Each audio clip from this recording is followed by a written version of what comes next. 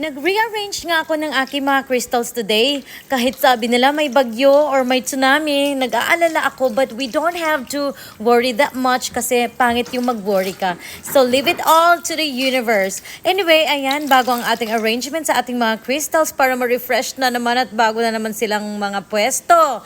At ayan, I want more plants, I want more crystals, and I want more candles. Gusto ko yun ang nasa bahay namin. Maraming candles, incense, mga plants and crystals. Yun ang gusto ko na ngayon. Ayoko na ng mga branded bags, ayoko na ng mga beer cans. Hindi na mga Chanel ang gusto ko. Gusto ko na ng plants. Ito nga pala yung aking DIY. Naalala nyo tong kahoy na to. Napulot ko lang to sa tabi ng dagat. Since nagustuhan ko siya, dinala ko siya sabay at ginawa ko ang DIY. At ito na ang ating mga crystals ngayon. At yes, candles, plants, incense, and crystals ang gusto ko nasa bahay ko.